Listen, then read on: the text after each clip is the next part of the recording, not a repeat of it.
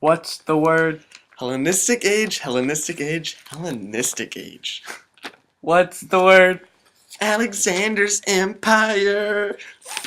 I'm Sean Farber, and in this episode of What's the Word, we will be talking about the Hellenistic Age and Alexander's Empire. With us today, we have Caroline. Chase! Michael. The Hellenistic age dated between 323 through 30 BC. Greek culture was spread across Western Asia and northeastern Africa. These were all conquests of Alexander the Great. Alexander died in 323 BCE. Alexander had no successor. Because he had no successor, it led to half a century of chaos. The empire became the three kingdoms. They were all ruled by the Macedonian dynasty: Seleucid, Ptolemaic, and Antigonid. This was called the Hellenistic age because the lands they conquered became under Greek rule. They became Hellenized. In this period, there were large kingdoms with great cities and powerful rulers.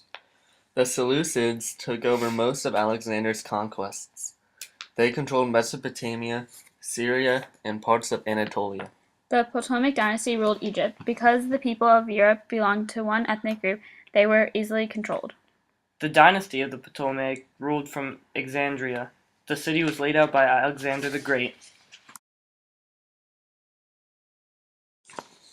Alexandria is located on the coast of Egypt in the Mediterranean. It became the capital of the Hellenistic kingdom. Alexandria set as capital in Egypt, named after Alexander the Great. Alexandria used coins as currency, and oil and textiles were the main industries. The coins in Alexandria had images of Greek gods or propaganda supporting Greek government.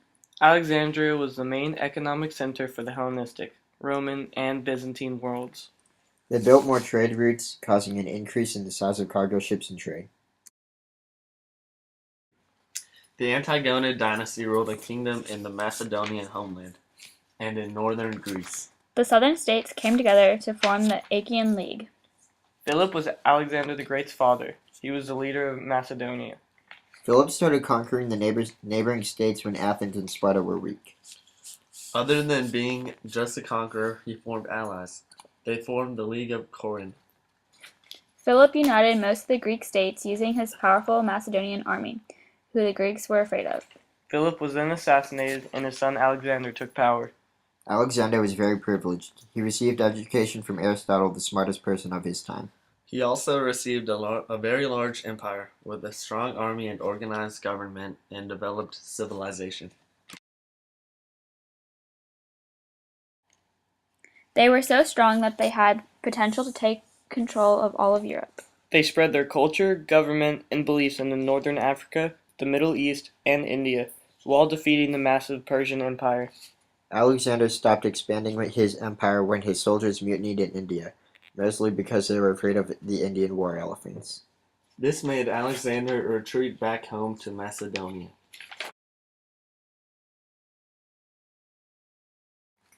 Alexander's campaign was still extremely successful. He had taken over the entire known world at the time. Alexander was so powerful that he was viewed as a god in the religions of the people he took over. Macedonia included a combination of Greek religion and the religious customs and traditions of other countries mixing different religions. Alexander the Great encouraged his empire to worship him as a god. For if people were to follow him as a leader, they would do it more willingly if they considered him a god. The Hellenistic empires were polytheistic, most adapted to the Greek culture. In Persian ruled areas, Alexander tried to restore democracy by allowing some degree of self-government by the cities. During this period, instead of city-states, they used a more centralized power. Some things built during the Hellenistic Empire were the Alexandrian Library and Museum. The spread of Greek culture throughout the Near East and Asia owed much to the development of cities. Settlements situated on trade routes allowed cultures to mix and spread. Local cultures were not replaced but were mixed and created a new culture. The Greek language and culture spread all over what Alexander conquered. Many of the conquered people adopted Greek religion and the worship of Greek gods. Greek language being established as the official language of the Hellenistic world. Many Greek cities were dominant. Architecture. The classical styles were further refined and augmented with new ideas like the Corinthian order, which was first used on the exterior of the Temple of Olympian Zeus in Athens. Public buildings and monuments were constructed on larger scale and more ambitious configuration and complexity, as noted by ancientgreece.org.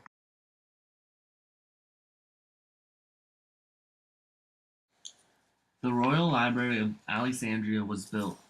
The library was the largest and most significant one of its time, yet it no longer survives today. At the time of the Hellenistic age, Rome had grown up to a larger power and by 200 BCE occupied more than just Italy.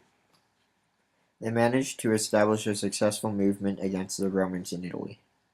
The size of the empire made conquering it difficult. Parts of the Hellenistic kingdoms broke by constant invasions. Many parts were simply given to Rome.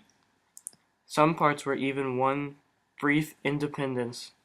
So as the Romans began to gain power throughout the Mediterranean, the kingdoms of the Hellenistic age began to fall, and eventually were absorbed by the Roman Empire. This is Sean Farber, and thank you for watching this episode of What's the Word, featuring Caroline. Chase. Michael.